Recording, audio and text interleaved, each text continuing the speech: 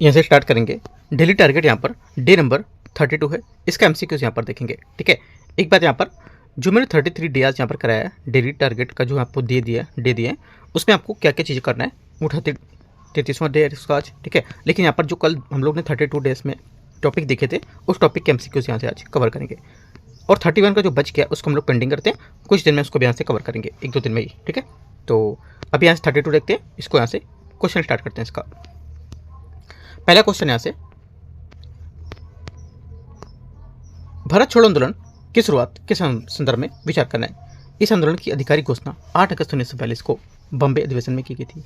पहली बात स्टेटमेंट यहाँ से क्या होगा, सोचो।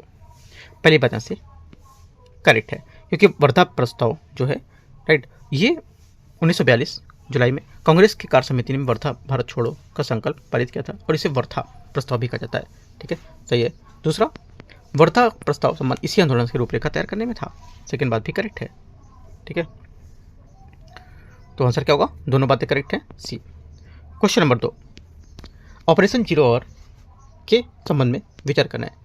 यह ब्रिटिश सरकार द्वारा भारत छोड़ो आंदोलन के बड़े नेताओं को गिरफ्तार करने के लिए चलाया गया था। सेकंड का पहला स्टेटमेंट यहाँ से करेक्ट है। ठीक है, क्योंकि यहाँ पर ब्रिटिश सरकार ने आंदोलन शुरू होने से कुछ ही घंटों के भीतर यानी 9 अगस्त 1942 के सुबह ऑपरेशन जीरो आवर चलाया था। इसके तहत महात्मा गांधी सहित शीर्ष नेताओं को आंदोलन शुरू होते ही जेल भेज दिया गया था। सेकेंड बात यहाँ से करेक्ट है भी, क्योंकि यहाँ पर इसके तहत गांधी जी को आगा खां पैलेस पुणे और कांग्रेस जो कार्य समिति थी उसके सदस्यों सरस अहमदनगर किले में कैद कर दिया गया था, और यहाँ पर इसका उद्देश्य आंदोलन के नेतृत्वहीन बनाना। दोनों बातें सही है, सी करेक्ट आंसर होगा। क्वेश्चन 3 है, भारत छोड़ो आंदोलन के दौरान भूमिगत गतिविधियों के संबंध में जुड़े नेताओं के संबंध में विचार करना है।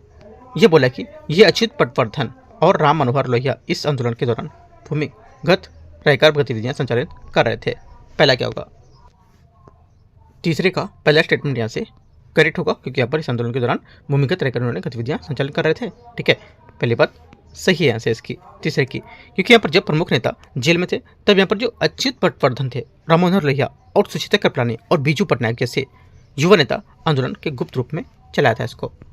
अरुणा आसफ अली ने इस दौरान महत्वपूर्ण भूमिका निभाई थी। सेकेंड बात यहाँ से करेक्ट है, क्योंकि यहाँ पर अरुणा आसफ अली ने 9 अगस्त को ग्वालियर टैंक मैदान में तिरंगा फहराकर इस आंदोलन को नई ऊर्जा दी थी, और उषा मेहता ने गुप्त कांग्रेस रेडियो का संचालन मुख्य रूप से भूमिका निभाई थी।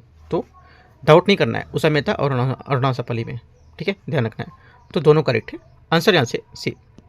क्वेश्चन नंबर 4 है, चौथा क्वेश्चन बोला है कि आंदोलन के दौरान स्थापित समानांतर सरकारों के संबंध में विचार करना है।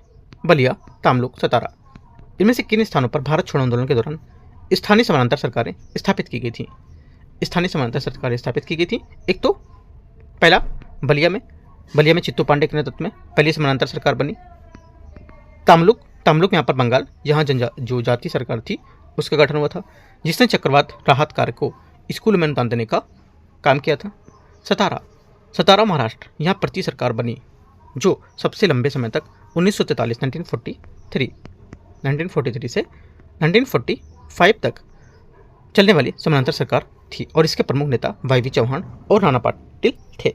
ये भी याद रखना, क्वेश्चन भी पूछ सकता है यूपीएससी की, जो यहाँ पर सरकारें जो बनाई गई थी समानांतर सरकारें, ये सबसे ज़्यादा टाइम तक सबसे लंबे समय तक कौन चली थी, ऐसा करके बोल देगा। ठीक है, तो याद रखना है सतारा की। 1, 2, 3 सभी करेक्ट है, आंसर डी चौथे का सही होगा। क्वेश्चन नंबर 5वां देखते हैं यहाँ से। क्वेश्चन नंबर 5 यहाँ से देखते हैं, महात्मा गांधी के जो करो या नरो का जो स्लोगन था, करो या मरो का, उसके संबंध में विचार करना है। ये स्लोगन नारा जो था ये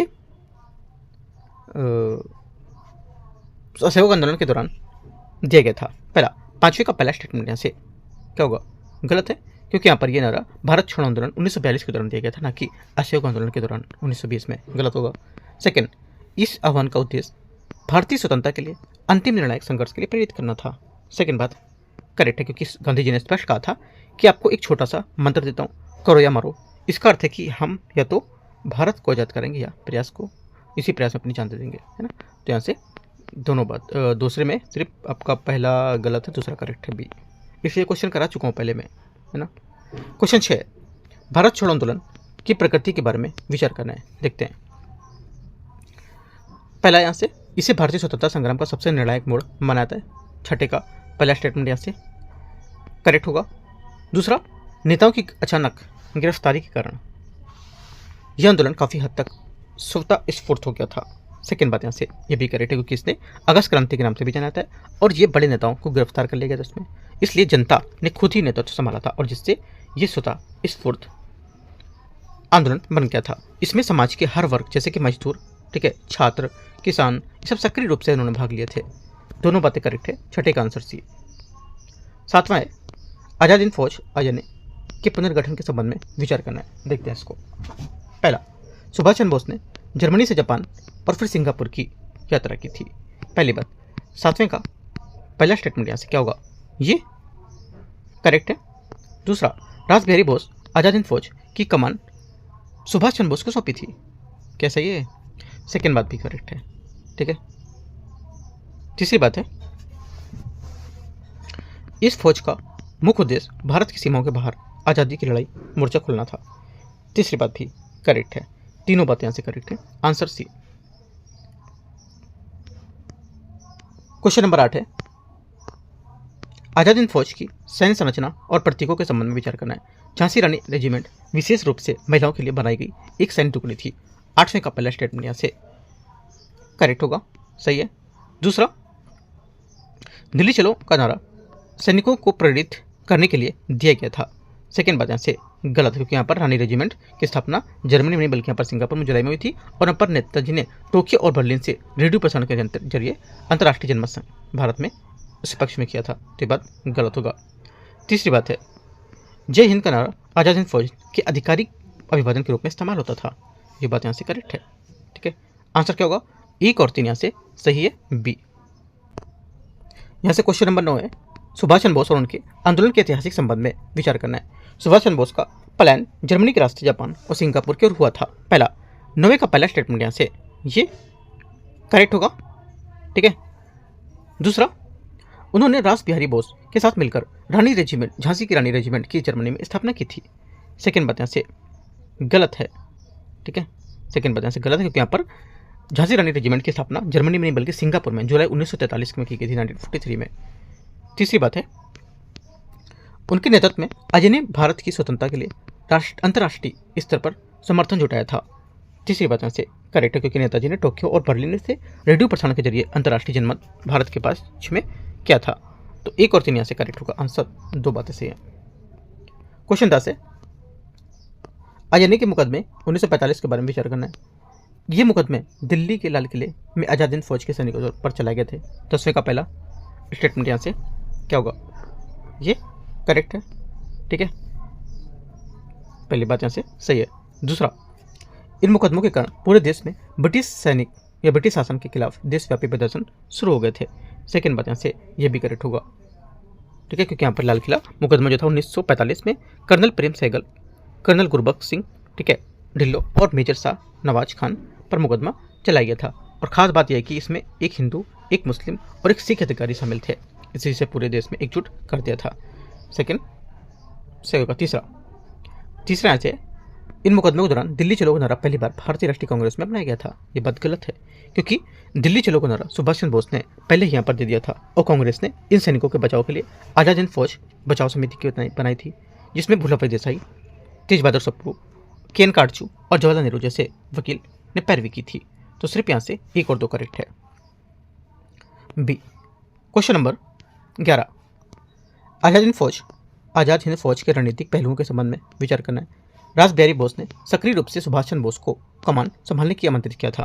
11वें का पहला स्टेटमेंट यहाँ से क्या होगा, ये करेक्ट है। सेकेंड बात है, सेकेंड बोल रहे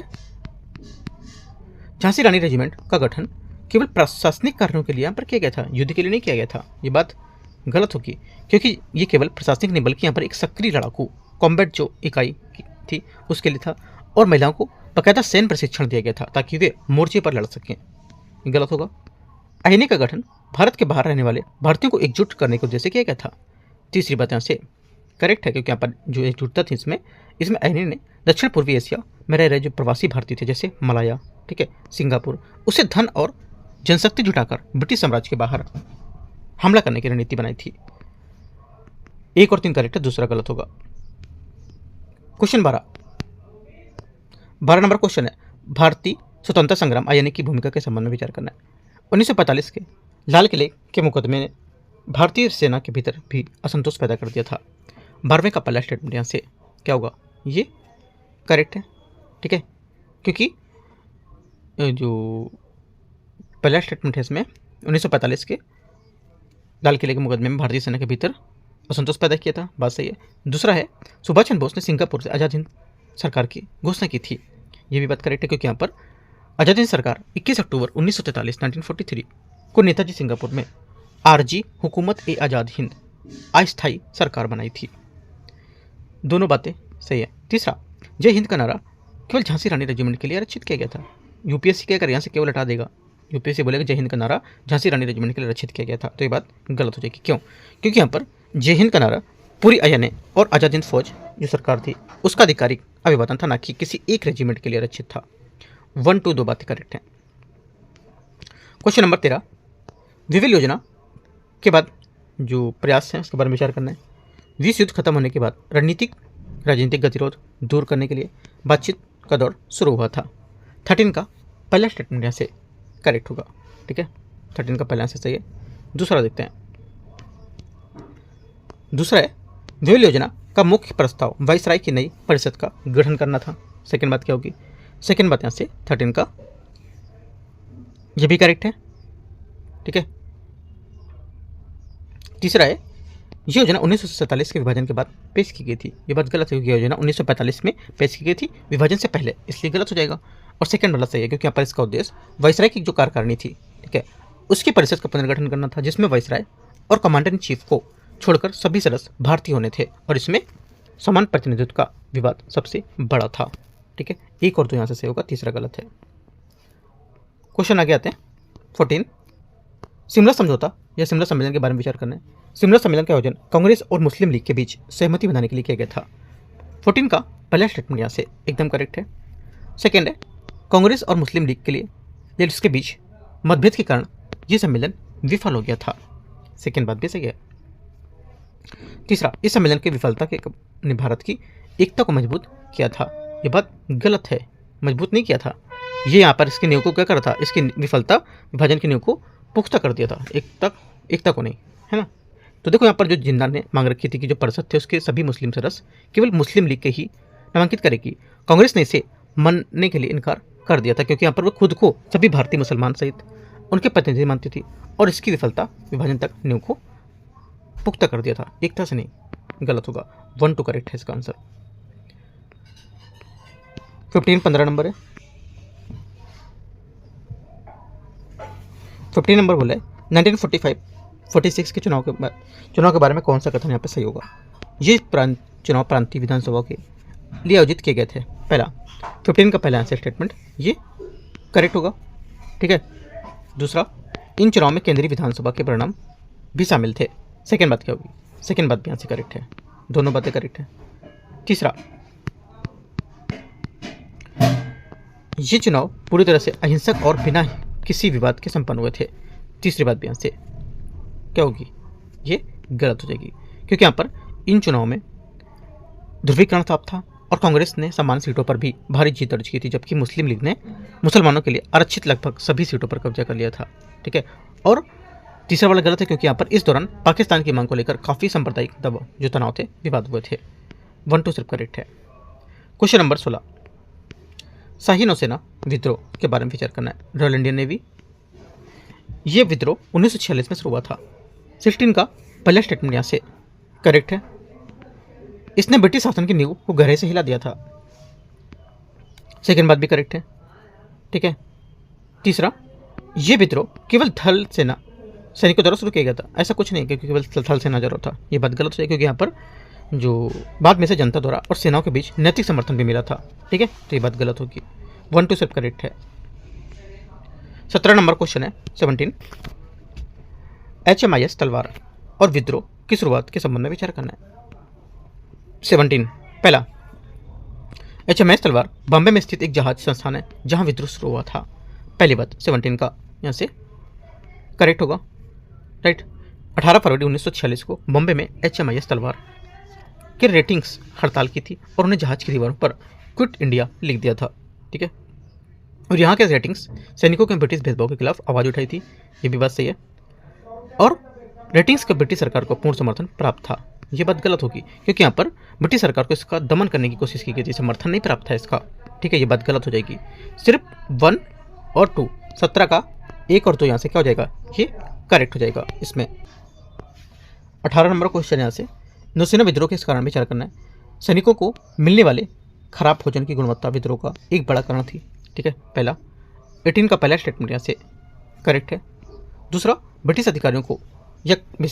अधिकारियों का नस्लवादी व्यवहार सैनिकों में असंतोष पैदा कर रहा था, ये बात है क्योंकि यहाँ पर सैनिकों को घटिया खाना दिया जाता और अंग्रेजों के अधिकारियों को उनके साथ काले और कुत्ते जैसे नस्लवादी शब्दों का प्रयोग करते थे। और वेतन यहाँ पर मेन मुद्दा था, लेकिन वेतन वृद्धि जो चाह रहे थे उसमें कटौती की मांग नहीं कर रहे थे। ठीक है, ये बात गलत हो जाएगी। कटौती की मांग कर रहे थे तो ये बात गलत है, कटौती की मांग नहीं कर रहे थे। 1, 2 सिर्फ करेक्ट होगा। क्वेश्चन 19 है, यानी आजाद हिंद फौज के जो एकजुटता है उसके संबंध में विचार करना है। देखते हैं 19 को। पहला, नौसेना के विद्रोहियों ने आयानी के बंदियों के प्रति एकजुटता प्रदर्शित की थी। पहली बात यहाँ से करेक्ट है। सेकंड, आयानी के प्रति सहानुभूति विद्रोह को उनके कारणों से एक मान्यता दी थी, सही है। तीसरा, ब्रिटिश सरकार ने आयानी के प्रति एकजुटता का स्वागत किया था। तीसरी बात यहाँ से गलत होगी क्योंकि यहाँ पर इसने दिखाया था कि ब्रिटिश जो भारतीय सेना है वो राष्ट्रवाद से प्रेरित हो चुकी है और नौसेना विद्रोह की एक प्रमुख मांग थी कि आजाद हिंद फौज के जो यहाँ पर बंदी थे इनको बिना शर्त के रिहा किया जाए, ये बात गलत होगी। 1, 2 सिर्फ करेक्ट है, इसका आंसर सी। क्वेश्चन 20 है, नौसेना विद्रोह के दूरगामी महत्व पर विचार करना है। इस घटना ने अंग्रेजों और को स्पष्ट कर दिया कि भारतीय सेना अब उनके प्रति वफादार नहीं रही है। पहला 20 का पहला स्टेटमेंट यहाँ से ये करेक्ट होगा। ठीक है, दूसरा, इस विद्रोह ने भारत की आज़ादी की प्रक्रिया को तेज कर दिया था। सेकंड बात क्या होगी, सेकंड बात भी करेक्ट है क्योंकि यहाँ पर यह विद्रोह ब्रिटिश शासन के ताबूत में आखिरी कील साबित हुई थी और अंग्रेजों को समझ आ गया था कि जिस पर सेना पे दम है वह भारत पर राज कर रहे थे और वह उनके हाथों में निकल चुकी थी। ठीक है, तीसरा, विद्रोह के बाद अंग्रेजों ने भारत पर शासन करने के लिए अधिक सेना बुलाई थी। सेकंड बात यहाँ से गलत है क्योंकि उनके पास अंग्रेजों के पास सेना बुलाने के बजाय कैबिनेट मिशन भेजने के लिए भारत छोड़ने की सिफारिश तेज कर दी थी, ये बात गलत है। 1, 2 सही होगा। क्वेश्चन 21 है, कैबिनेट मिशन योजना 1946 के बारे में विचार करना है, थोड़ा बारीक पॉइंट से। इसमें एक ऐसी व्यवस्था का सुझाव दिया था जहां केंद्र के पास सीमित शक्तियां और प्रांतों को अधिक स्वायत्तता मिले, ऑटोनॉमी। 21 का पहला स्टेटमेंट यहाँ से ये करेक्ट है। सेकंड यहाँ से बोला है, योजना का मुख्य आधार त्रिस्तरीय ढांचा था जिसमें प्रांतों के समूह बनाने का प्रावधान दिए गए थे, ये भी बात करेक्ट होगी।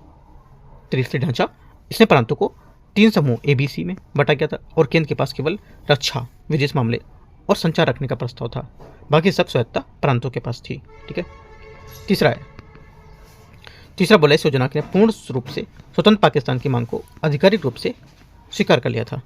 तीसरी बात इसकी गलत है, क्यों? क्योंकि यहाँ पर पाकिस्तान की मांग कैबिनेट मिशन आधिकारिक तौर पर पाकिस्तान की मांग को लेकर खारिज कर दिया था क्योंकि ये उन्हें लगा था कि एक अलग राष्ट्र प्रशासनिक और सैन्य दृष्टि से व्यवहारिक नहीं होगा। सिर्फ 1, 2 करेक्ट है, ये आंसर होगा। 22 नंबर है, 22 नंबर क्वेश्चन, संविधान सभा के सदस्यों के चुनाव के गठन के संबंध में विचार करना है। संविधान सभा के सदस्यों का चुनाव सीधे भारत की जो वयस्क मताधिकार है, वयस्क जनता है, उसके सार्वभौमिक मताधिकार के आधार पर किया जाएगा। पहला क्या होगा, 22 का पहला स्टेटमेंट यहाँ से गलत है क्योंकि यहाँ पर संविधान सभा के सदस्यों का चुनाव अप्रत्यक्ष था। इनका चुनाव प्रांतीय विधानसभाओं द्वारा सदस्यों द्वारा किया गया था, ना कि सीधे जनता द्वारा। सेकंड बात है, इसका मुख्य उद्देश्य ऐसा था कि जो दस्तावेज तैयार करना और जो स्वतंत्र भारत की शासन व्यवस्था को आधार बने। ठीक है, सेकंड बात यहाँ से इसकी ये करेक्ट है क्योंकि यहाँ पर इनका जो चुनाव था प्रांतीय विधानसभाओं के सदस्यों द्वारा किया गया था और नहीं जनता द्वारा, और उस समय पर भारत के सार्वजनिक वयस्क मताधिकार लागू नहीं थे। ठीक है, सिर्फ यहाँ से सेकंड बात करेक्ट है, आंसर हो जाएगा 22 का बी स्टेटमेंट करेक्ट हो जाएगा। क्वेश्चन 23 देखते हैं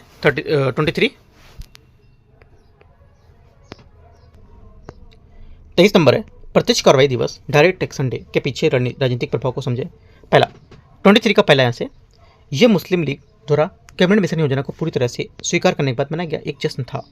23 का पहला स्टेटमेंट यहाँ से ये गलत है, क्योंकि मुस्लिम लीग ने कैबिनेट मिशन को पहले ही स्वीकार कर लिया था, लेकिन बाद में नेहरू के एक बयान के बाद उसे अस्वीकार कर दिया था और पाकिस्तान की मांग के लिए लड़कर उसे लेंगे पाकिस्तान के नारे के साथ सीधी कार्रवाई शुरू की थी।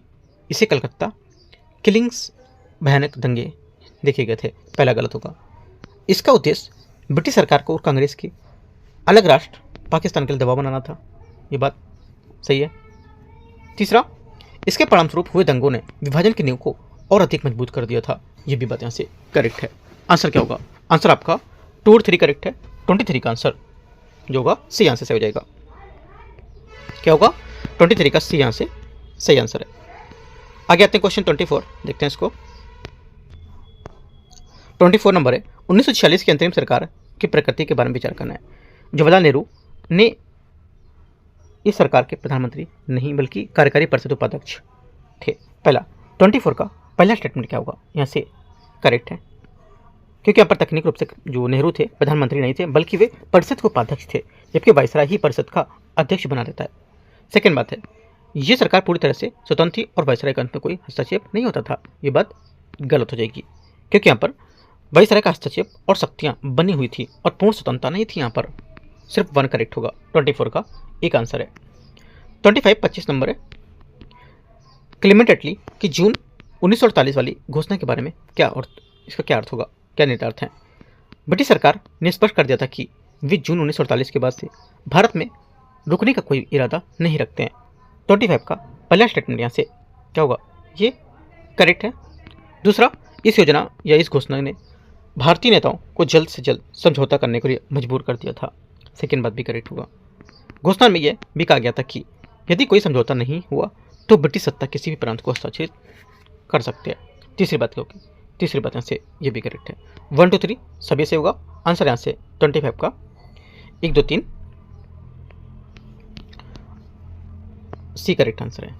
ठीक है, 25 का, क्योंकि यहाँ पर एटली जो था उसने एक डेडलाइन तय की थी जिससे उन्होंने ये डरावनी अवसर थी जिसमें कि जो भारतीय नेता ने यहाँ पर नहीं थे उसमें, और ना तो सत्ता किसी एक केंद्र के देने को ले बजाय अलग अलग प्रांतों पर रियासतों को सौंप सकते थे जो भारत के टुकड़े टुकड़े कर सकती थी। कुछ यहाँ पर एक पॉइंट था इटली के द्वारा जहाँ पर बताया गया था। ठीक है, आगे आते हैं 26 नंबर, माउंट बेटन योजना 1947 के बारे में विचार करना है। इसने बोला है ये योजना को कांग्रेस और मुस्लिम लीग दोनों के सैद्धांतिक रूप से स्वीकार कर लिया था। 26 का पहला स्टेटमेंट यहाँ से करेक्ट है। ठीक है, दूसरा, इसने ये विकल्प दिया था कि कुछ प्रांत चाहे पूरी तरह से स्वतंत्र रह सकते हैं। सेकेंड बात यहाँ से गलत है, क्योंकि जो माउंट बेटन रियासतों का भारत का या पाकिस्तान के शामिल होने का विकल्प दिया था, लेकिन स्वतंत्र रहने का विकल्प नहीं दिया था या नहीं देना चाहते थे, क्योंकि ये बाल्कन प्रस्ताव जैसा हो जाता जिसे नेहरू ने खारिज कर दिया था। ओनली 1 करेक्ट है। 26 का आंसर एक यहाँ से सही होगा। 27 नंबर है, रेडक्लिफ रेखा के बारे में विचार करना है। सिरिल रेडक्लिफ को भारत की भौगोलिक और सांस्कृतिक स्थिति गहरा अनुभव था, इसलिए ये काम दिया गया था। पहला 27 का पहला स्टेटमेंट यहाँ से गलत है, क्योंकि सिरिल रेडक्लिफ कभी भारत नहीं आए थे और उन्हें यहाँ परिस्थितियों का कोई अनुभव नहीं था, कोई परिस्थिति का। ठीक है, उन्हें 5 सप्ताह केवल समय दिया गया था। सेकेंड बात है, इस रेखा का निर्धारण धार्मिक जनसंख्या वितरण के आधार पर किया जाना था। सेकेंड बात क्या होगी? सेकेंड बात यहाँ से करेक्ट है, क्योंकि सीमा रेखा की घोषणा 17 अगस्त 1942 को हुई थी, आज़ादी के 2 दिन बाद। ठीक है, इस रेखा की घोषणा 15 अगस्त, हाँ ठीक है, ये बात सही है। और लोग 15 अगस्त को ही ये नहीं जानते थे कि वे किस देश में हैं। ठीक है, मतलब कहने का लोग जो 15 अगस्त था उसको ये भी नहीं जानते थे कि वे किस देश में हैं 15 अगस्त वाले दिन भी। ठीक है, तो दोनों बातें क्या यहाँ से करेक्ट हैं, 2 और 3 की। राइट, आंसर क्या होगा? आंसर हो जाएगा आपका 27 का बी, 2 और 3 सही होगा ना। क्वेश्चन नंबर 28 है, भारतीय स्वतंत्रता अधिनियम 1947 की कानूनी स्थिति बारे क्या थी? स्थिति के बारे में विचार करना है कि स्थिति इनकी क्या थी। इस अधिनियम ने ब्रिटिश सम्राट की भारत के सम्राट वाली पदवी है इसको समाप्त कर दिया था। 28 का पहला स्टेटमेंट यहाँ से करेक्ट है। इसने वायसराय के पद को समाप्त कर दोनों डोमेन जो है भारत और पाकिस्तान, उसके लिए अलग गवर्नर जनरल का प्रावधान किया था। क्या बात सही होगी? ये बात भी सही है, दोनों बातें करेक्ट हैं। ठीक है, क्योंकि यहाँ पर ब्रिटिश सरकार, ब्रिटिश सम्राट का जो भारत पर कानूनी दबाव खत्म कर दिया था और भारत के लिए लॉर्ड माउंटबेटन, पाकिस्तान के लिए मोहम्मद अली जिन्ना पहले गवर्नर जनरल बने थे। ठीक है, दोनों बातें करेक्ट हैं। 28 का आंसर सी करेक्ट है। 29 आते हैं, 29 नंबर। इसमें बोला है 15 अगस्त 1947 को मिली आज़ादी की वास्तविक स्थिति क्या थी? भारत तकनीकी रूप से 15 अगस्त 1947 को ही एक गणराज्य बन गया था।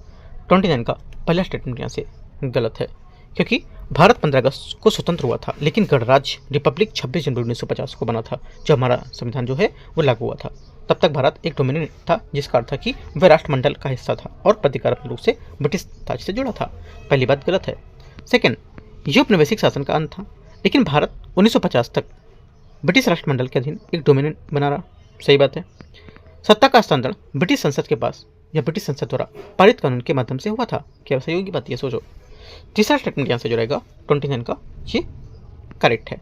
2 और 3 सही है, आंसर होगा 29 नंबर का बी करेक्ट है। आगे आते हैं, क्वेश्चन लास्ट होगा 30 नंबर क्वेश्चन। घटनाओं के कारण और प्रभाव है इसमें। कैबिनेट मिशन की विफलता, प्रत्यक्ष कार्रवाई दिवस की घोषणा। पहला क्या होगा? मैच करना है कौन सा सही है।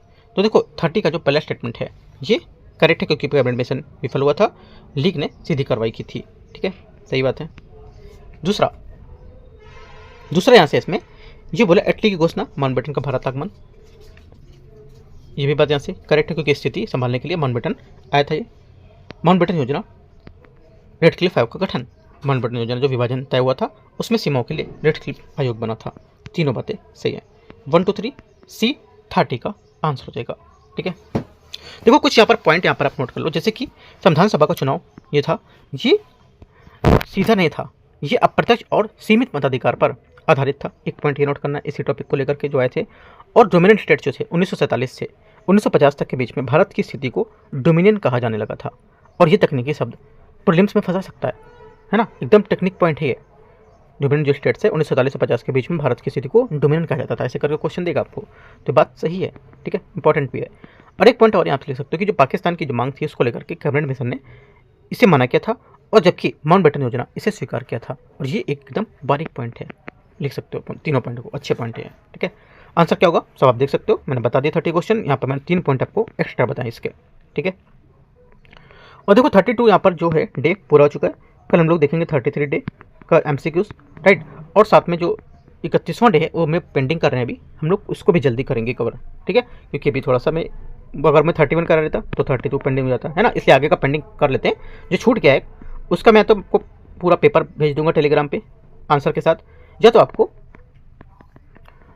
यहीं पे करा दूंगा। ठीक है, जैसा होगा मैं आपको बता दूंगा, कंफर्म कर दूंगा। ठीक है, उसकी टेंशन आपको नहीं लेना, उसकी टेंशन मुझे लेना है, मुझे देखना है कैसे करना है वो। ठीक है, और आपको यहाँ से आज का जो डे मैंने दिया डे 33, वो आपको एक एक टॉपिक अच्छे से सॉल्व करना है। बहुत अच्छे से मैंने आपको टॉपिक आज यहाँ पर दिए। लास्ट आपका डे था हिस्ट्री का, और कल से हम लोग यहाँ पर ऐड करेंगे इकोनॉमिक, जहाँ से छोड़ी थी उसके आगे से करेंगे।